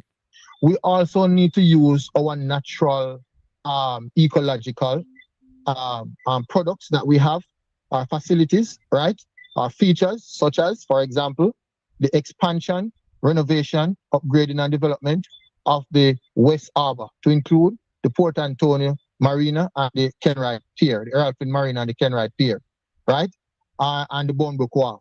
We also need to build a new facility in terms of a wharf and other amenities that goes with it and infrastructure in terms of the East Harbour, okay? And of course, our old tourism product, where the beaches are concerned, where all the attractions, we need to bring them up to date once to satisfy the basic requirement in terms of our infrastructure, right? So those things will help to drive employment. Let me say this to you. Let me say this to you, Prime Minister. We also need to position our agriculture Prime Minister, so that we can benefit from the influx of tourists Prime Minister, and the improvement of the standard of living. Also, Mr. Bell, Prime Minister, Prime Minister, let me tell you something. Hold on, let me tell you something. You see, anytime you ask somebody a question and then take eternity to answer the question, you know what that tells me? That they are not comfortable with their answer. Look at your chat and see what the people are saying. It means that I am more than comfortable in giving more information. No, man. But did you know? Because you're not comfortable with the answer where you give, so you try see how much you can make it up. No, Shaka, did you know that right now as we speak, tonight, that the Prime Minister, the Most Honorable Michael, right, Andrew Michael Holness, did you know that he has given the authority, the permission, the consent, and has instructed the UDC, the Port Authority, the Factories Corporation, etc., for a plan for the West Harbour that right now as we speak is going through checks and balances and in short order, it will, if it does not yet reach the parish council and the other agencies for the relevant approval. The West Harbour or the East Harbour? The West Harbour. The West Harbour is the draft for the West Harbour has passed through several phases, and that will complement the urban center. Did you know that the Prime Minister has also gave final instructions? What they're going to do with the West? What they're going to do with West Harbour? The West Harbour, all the anything that relating to the harbour to facilitate yacht and ships and so on, do all the relevant upgrading. Let me tell you something, Prime Minister. Let me tell you something. Hold on, man. You've been talking for a while, man. Hold on, man. I'm here to interview you, you know. Hold on, man. Built out in a lovely tourism and local. Prime Minister, relax, man. I'm here to run the interview. I don't understand why you don't have this behavior. When you come, you just decide to just talk. And then we ask a question and you're not comfortable with the answer. So you take 10 minutes to answer a question. I don't saw the interview go, man. I am the interviewer. So we ask some questions and be reasonable and answer the question in a reasonable time. So that we can ask more questions. Yeah? So I want to say something because I want you to care about this message. East Harbour development is what Portland needs right now. Not no urban center. Not no... Shaka, listen, no man, me talk now, man. Me allow you to talk, okay, and I am talking now. Okay. Allow me to talk. The East Harbour development is what is critical to Port Antonio and Portland. The urban center is going to be transferring jobs from uptown to downtown. 3,000 jobs you are talking about is not possible there. Even Mr. Vaz, when he spoke, he said they are talking about 300 jobs as call center jobs. If the company agree with it. The call center and three shift will be able to facilitate quite a large number of employees. Call center jobs are quality and dime jobs. Those are not the jobs that we are looking for our people. We are looking for jobs for people to earn a livable wage. The West Harbour will be built out in a fabulous tourist village. Persons who are there now doing business, they will be facilitating. After 9 years in government, you still promise people? After 9 years? What have you done for us in the last 9 years? Hold on. You spoke about the East Harbour. The East Harbour, the Prime Minister gave final instruction, and the relevant agencies such as the UDC and the Port Authority. Like you said a while ago, when we heard from Isaac, you will believe it. When I heard from the Prime Minister, we would start listen, not even believe. The Prime Minister said it in his budget presentation 2023 and 2024. The Prime Minister also said that he's going to make a bypass for Port Antonio from Bryansby up to Boston. That bypass, hold on, that bypass was in the original road from Harbourview to Port Antonio that the Prime Minister took away from us and now is trying to give it back to us under style. Prime Minister, come on. But Shaka, let me, when you're playing football, you see, when you're playing football, you can't score if you don't take the ball from the opposing team in a virgin. Or the opposing player, you can't score, you know. So if that's a goal that the Prime Minister scored or will score, that means he's a very good player. No, man, the Prime Minister scored pure one goal, man. It's one goal in score. All of that's in a game sometime too. Prime Minister. Yes. I am going to give you 5 minutes to wrap up. What is surprising? You only talk about my MPs, my candidate, my Prime Minister. What about? So you imagine you have your program and you don't highlight nothing about your leader and your member of Prime Parliament. Minister, I am hosting a show and I invite you on the show to be my guest. So it would be fair for me to be talking about me when we invite you to be my guest. That's not how our show is run, Prime Minister. No, when you have a host, the host supposed to highlight what they have at their facility to brother. No, man. So you should highlight what you have to offer. I'm going to ask you now. Now is my time to interview. What does Isaac Buchanan? You have to come back one next night when I'll subject myself to be your guest. And not a problem. You should do that. You should not allow guest interviewers like myself. A long time to a long conduct time the I invite you to come on the show and you duck and a baba and weave, you know, brother. Well. A long time I invite you, I say forward, make a whole of reasoning, and you baba and you weave and you hide. What you say now? What you say you want me to highlight now within the next 5 minutes? What is Hold on, don't move. Hold on. Hello, good evening.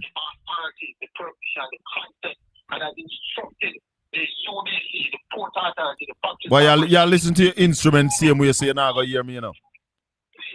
Yo. Yeah, man. Hey. Come in. Talk to me, Wilson. Why is it when they get the... Yeah, you hear me? Yeah. Why is it when they get the guest them for your program? Both pay and be a labor, right? You make them take over the program for you. No, man, we don't make them take over the program, but when you invite people to your space, you accommodate them, and we are accommodating. We give them a chance to speak. But you can't talk already. I say, hold on. The man not see me override you. May I tell you? Because some of them don't have no discipline. Yeah. And then again. Yeah, you hear me? Yeah, man. One man not show a word for you said they never go renew the lease for the bishop. Listen. That was showing themselves as how they victimize people. All right. That was showing. That was political victimization on show. Almost when into the coming like one man whisper to him, you know, and he give that part of speech like that. You know it? Yes, man. But them all right. But yeah, man. When they invite the people about the program, before you start talking to them, you must put up your policy. Because when I pay their labor right, all of them are the same thing. They no answer question. Them just talk what them want to talk. Yes, and you must make the man know, say, all the problem is that the government not the money to fix the hospital or nothing. The funds get lower. How does it go? They're not cure neither. No, but they ask you. They don't have the money. The government is bankrupt, you know. The government is bankrupt. You make a man know that, man. All right, sir. All right, sir. Blessings. Prime Minister. Prime Minister? Yes, Brother Shaka. The government said that they are going to give $20,000 to people who are not on path, people who are not paying any taxes. How much that going to cost the country? It's I think they're going to reach out to. Don't quote me on the number, but it could reach another probably 300,000 beneficiaries. So that's the 326. That's probably about $6 billion. And they would have already given a similar amount already. And they have already given. No, that is not similar. No, Prime Minister. They've already given about 5.8 billion. I believe. No, that was the quotation. They are giving away $11.4 billion. In total. No. The 11.4. Hold on, man. Sure. Hold on. Mm-hmm. The 11.4 billion is the tax give back. That is what he's going to give to people. In total. And I'm saying to you, hold on, man. About half of that number would have already received already. Hold on, Prime Minister. Hear me, I say, man. Hear me, I say. They are going to reach about 650,000. 600 to 650,000. Prime Minister. 12, that's almost $12 billion. No, sir. $20,000. Yes. No, sir. They are giving. Hear me. Hold on, man. All right, let us. Hey, go ahead. Listen. Go ahead. They are giving $11.4 billion to people who are earning less than $3 million annually. Those are people who are paying their taxes and they are earning less than $3 million per year. How much are they giving? How much are they getting? $11.4 billion they do. Noted, and then the Prime Minister at conference says that those people who are not in that tax net, who are not on path, is going to give them $20,000 each. May I ask you how much that will cost the country? I think. If you don't know, say you don't know Prime Minister. No, hold on, no. It I think in total is what? Is I said 12, it's 12 billion. If it's not, I can't comment. I'm not so off of the figures, So right? say you don't know. So if it is, if it is that it is $12 billion, that was what I thought in totality. So what you are saying to me now, I would have to go and recheck the record. So I'm not saying that you are not correct. Okay? So just allow me to check it. And it is your duty, sir, to check it and to update the listeners next week if your figure is incorrect. Okay? And I will conclude on your one, right? I will agree with you if it is correct, sir. Right? So let me just say that for the viewers, all right? As well. The next question more I ask you. And it's a good initiative, okay? Which one is a good initiative? The give back. To buy vote. Put it this way, Shaka. If the PNP was in power and do the same thing, people would say them a buy vote. So if you want to call it buy vote, the bottom line is there's no such thing as buy vote. When the people don't get their money, them are go buy food with it, them are go send them picnic to school, them are do a lot of things. Them are go use it for going at the polling station to mark a X because whatever.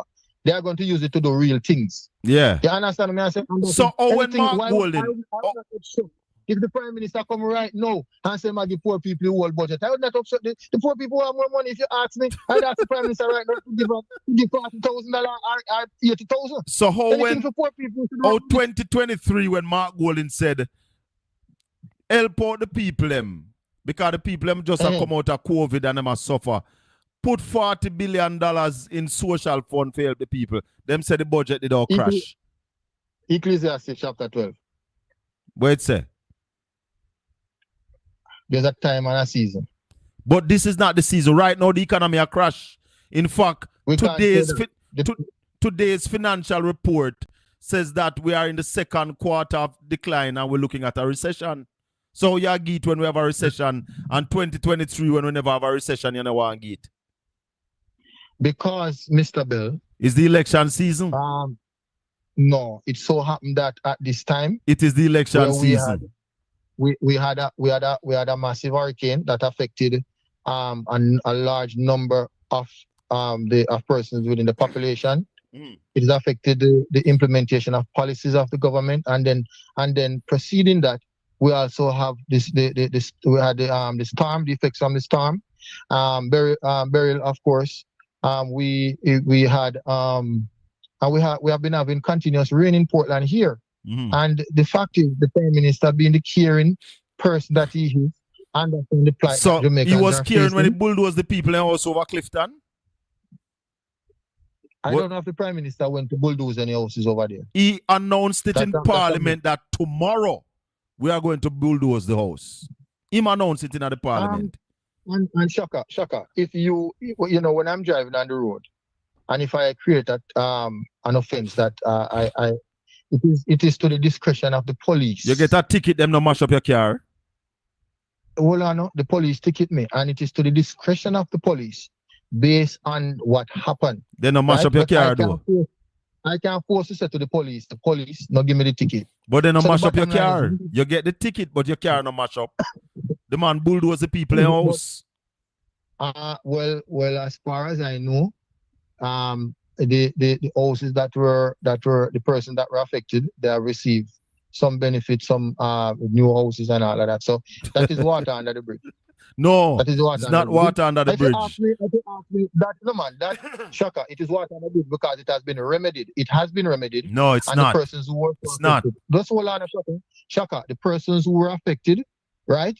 They have expressed their gratitude to the remedy. Right? One lady must get back something so far. Well, land titles have been issued. You don't know that. One lady must get back something so far. So nobody can rip off the people again. But maybe what the way it was done, it shouldn't have happened. You remember who got jail? One lady got jail, from the Prime Minister's constituency. Remember that? Anything we have to do with the court, unless the matter is concluded, I will not comment on it. Prime Minister, let me thank you for coming on tonight, and we hope to have you back again sometime. And you still tell me about Isaac? What do you want me to tell you about Isaac? Isaac, I walk the ground right now, getting to know the people. So that means he has no plan for his Portland. No man, I will absolutely no plan. I will invite Isaac on the program when the time is right. As you say, Ecclesiastic 12, Yes, sir, a time for Shaka, a time and a place for a season. Yes, sir. Your candidate is forward thinking. He's brilliant. He has vision. He has youth. He has this. He has that. And you can't tell me 5 plans that Isaac has for Portland, Shaka. Come on, Mr. Bell. 5 plans. I'm ashamed of you. I'm so disappointed. You want your 5 plans with Isaac have for Portland? You tell me 5. That's 5. Listen, let's go. Yeah. Isaac is going to deal with entertainment. So he's going to ensure that we get a proper recording studio in Portland where the youth can go and record for free. We not charge the youth them for record. This is has already signed off with Purchase Corporation that will be a part of the tourism village for the West Harbour near the railway. No, it's a fact. We're near the railway station. So that is been. Ms. Vaz has been the member of parliament for 5 years and he not build that. She not build that yet. Go ahead, no, take up your time. I think you're pressed for time. Go ahead and not interrupt. So after your MP, you should not make promises. You should have talk on what you do already. It's a commitment. It's not a promise. Well, go ahead. Go ahead. We are going to do the East Harbour. We are going to develop. The Prime Minister already gave final instruction for that. After 9 years, you should not promise. You should have started already. 9 years in a power. That's fine, but I'm just highlighting the public. Yeah, we are going to ensure that the Port Antonio Hospital become a Type B facility, up from a Type C facility, that the people can get the necessary services that they need and the good health care. We are going to put a statue of Nanny in the town square of Port Antonio. We are going to develop a reggae park on Navy Island. Pause right there. That's 5 or 6. Pause right there. We are going to build a water storage in East Portland for the first time in the history of East Portland. We are going to build storage for water that every citizen. Me not tell you where. I something I look for thief again. I will up on my plan them on take away. I something I look for steal. We're not going to tell you nowhere. We just tell you that we are going to build water storage. That's a ghost plan. Oh? Yes. That's a ghost plan, Shaka. The ghost plan? Physical reality plan, yeah. As soon as we become government, we will tell you where it is going to be built. And you know the place too. It's just that me not tell you right now because where it is going to be built is an area that you know very well. And if me tell you that area there, I say, yo, Shaka, me never see that. You can hear me. Shaka, me have a lot of land zone at the place. Mine a piece of my land, and you know, say nothing to me, Shaka. Then we not just take it, brother. Once a year land, we can take it. I know you mean Portland well. And once it's something, that will benefit Portland, I know you will give up the land. So we're gonna build water storage that every citizen in Portland will have water coming through their taps because we say no to water shops. Oh, exactly. That's a good initiative. We are going to deal with organized farming to ensure that our farmers can farm and make a living from it. We are going to develop case into a university. How much that we gone? About 8? All right, some of the things, hold on, some of the things. What I was looking for, it's important I mentioned the hospital, and as I said, the MP voiced about building a new hospital while she continued to do. They just spent $20 million to change some of the doors and windows recently, and they fixed the roof and upgrade the AC system and all that. But anyway, and the nanny statue, did you know that our current Minister of Gender Affairs and Sports, etc., culture. That's one I'm a plan one want to take. That's one I'm a plan one want to take. But I don't mind on to take it. Once it is done. Nanny was before me and you. She announced at the late Colonel funeral in Buff Bay. Because she hear me with it, Prime Minister. How long me I tell you that? No, and me Babsy here with it. It's not true. When Anne-Marie Vaz became member of parliament, she started talking about Nanny's statue in Port Antonio Square. When she found out that it was my plan, she dropped it like a hot bread. No, Mr. Bell, under the leadership and mayorship of Councillor Wayne Mackenzie, your colleague, Councillor for the Prospect Division, a petition, right? In fact, a resolution was sent to the ministry, right? To do what? For the Nanny statue. No. A petition was hold on, Prime Minister. A resolution was passed to name the square Nanny Square, not for a statue. Yes. And hold on, and when we came in, and when you were speaking about it as well, we also join with the PNP. We join with No, Wayne never Mac- I think it was join. Maroon. I wrote to the I don't think it council. was still Maroon. I I wrote don't a think letter Wayne to the still parish Maroon. I council think it's Maroon. asking them to But- put a statue of Nanny in the square, and they said no. You want me to show you that letter? No, the parish council cannot. No, the parish council didn't listen. The parish council can't make that unilateral decision. It has to be a bilateral decision, right? Prime A Minister, tri-party, I wrote a and full party letter. decision. It was a should be a letter stakeholder I that will wrote step to up. the parish council, my brother. Not And the talk. parish council alone cannot listen. The parish council has done its part. The parish council has sent 2 resolutions to the point now where the minister has said that she's going to put the nanny statue there, Shaka. So Well- you will get your wish, Shaka. Well, You will get your wish. make she And put I'm it sure you will get some. I want to say to John after Thomas, 9 years in government. After doesn't 9 matter, years in Shaka. government, you Shaka, still you have make have called promises. and the JLP, Shaka, you have called for it and the JLP is fulfilling it, and nothing is wrong with that. After 9 years. Nothing is wrong with that. Well, let's see if they fulfill it. They are going to fulfill it. I can tell you that. Well, I have no faith. Maybe this time I have no you might faith in a government. I have Shaka, no faith Shaka. in a government that has been in power for over 9 years and still making promises. A government Shaka, in if power you for over ask me- 9 years should Shaka, run a I'm sure when campaign the on statue- performance. I'm sure when the statue go there, you're not going to please with the size. You're not going to please with the color. You're not going to please with it. That's the next thing. But the statue is going to be there. What you please with or what you don't please with. That's a different thing. Well, I am But sure. anyway, let me say this. Let me say this to Jamaicans. And I want to say this in wrapping up. I don't know if you have anything else you want to ask me. No, I don't Right? ask you But nothing else. let me God. say, those are fabulous. Those are fabulous planned by Mr. Buchanan, and we welcome him for the competition. Right? I don't know what he will do against Mrs. Bars, but we welcome him as a young man who has put himself out to serve his country, and that should be commended. Right? He I've will be heard the some next member of disparaging- parliament Listen, for East I have Portland. heard let me just say this. I have heard some disparaging and disrespectful remarks about the young man. And I just want to encourage Portlanders the same respect that is accorded to Mr. and Mrs. Vaz, the same respect once Isaac commands him. If he commands him, that we should accord the same respect to him and know that anyone that put themselves forward, maybe for JLP, PNP, and no P, we should respect them and we should honor them, right? In that regard. Yeah? Not saying we have Prime to praise Minister, them, you know. we have to go Right? now, though. Yeah? I worship them, but we should honor them. But Shaka. No, we have to go now. We have to go now. Thank you for your time. We'll invite you back. And when we invite you back, I will allow you to ask me a few questions. God bless you and thank you. Thanks to your viewers and listeners and subscribers as well. Blessings, my Beautiful brother. program. Keep up the good work, my brother. Blessings. Blessings. You see, my listeners and my viewers and my subscribers, people on Styles FM and on Caribbean Radio, when I interview the guests, when I invite guests to the show, I intend to give them some time to talk. You know? Because they are my guests. I invite them and I accommodate them. So I tried to even restrain myself from cutting them off and butting in. I try to give them some time. So don't feel no way. Some people say that they might take over the program. But as I said to Prime Minister, and I want you all to understand, when you ask persons a question, it's something that we learn in journalism.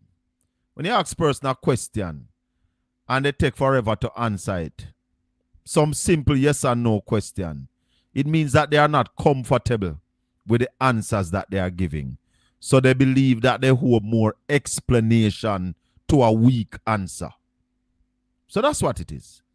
And that's why Saturday morning, I allow the gentleman to carry on. Because I know a lot of people realize that the spinner was on.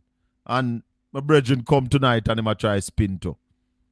But when you are an MP for 18 years, and what we are hearing is promises, promises and more promises, it simply means that for the 18 years you have not delivered. And therefore, the people should boot you in the election. You shouldn't get no vote. Because after so long, you shouldn't be promising. After so long, you should be talking about your achievement or even projects that are happening. But then you want to tell us about you are going to do the East Harbour, you are going to do the Port Antonio Hospital, the hospital that is needed. We don't want to hear that. time come for a new direction. The East Harbour is critical to the development of Portland and East Portland. Let me thank Prime Minister for being my guest tonight, coming on the show. A long time, may I invite him. But them take so long to answer one question that you can't even ask them all the questions you want. Because you realize him start talk about theme thing before me even get a chance to ask him about his situation for the St. Margaret's Bay Division. You know, I honestly believe that they are afraid of questions. Spoke to Marlon Morgan Saturday morning. And when you listen back the interview, the man take all 7 minutes to answer one question. And then him say, I'm a footballer. If you alone hold on the ball for so long, your team now are going away. You understand me? So, yet again, an exclusive interview. Stephen Williams, former councillor for the St. Margaret's Bay Division, and the man tell you that him is still a supporter and still dedicated to the Jamaica Labour Party. When the time is right, we will invite my candidate and my member of parliament for East Portland, the man who will be the next member of parliament. But right now, Isaac Buchanan have work to do on the ground, meeting and greeting and touching flesh with the people of East Portland. And when the time is right, he will be here on Portland Spice TV. You know him have his own program on a Thursday, Context Matters, every Thursday evening on YouTube. You know? So, at this time, but the vision can never die. And all the plans that we have are not my plans, are plans that the People's National Party endorse. And once we form government, a lot of those plans will become a reality right here inside of East Portland. The GLP have no plan. And that's why they don't talk about them. Because they have no plans for East Portland. We know where we're going to build that storage facility. Right, it's going to build in East Portland. A storage facility that will be holding millions of gallons of water. We know where the water going to come from. We know where the site is going to be. Because with the amount of rivers and springs that we have in East Portland, every household that is in proximity to the NWA line should and will have water coming out of their taps. Water shop is rubbish. You come with water shop, I tell people to carry water upon them at garden yard. Those days are over. And we're going to fix that when we form the government under Mark Jefferson Golden. So, when we invite the guests, them is not to impose myself on the guests, but to ask questions of the guests and hear their views. Father Jacko in studio at Styles FM, I want to thank you. I want to thank Caribbean Radio HD. Thank all the people in the chat room. And like up the video, share up the channel. We are on our way to 3,000 subscribers. Please, if you have not yet subscribed to Portland Spice TV, please subscribe, click the notification bell. We welcome you and we appreciate you being here on Portland Spice TV. For yet another Tuesday evening, may the good Lord continue to bless and keep you. Make his face shine upon you and be gracious unto you. The Lord lift up his light and give you his peace, now and forevermore. Bless up.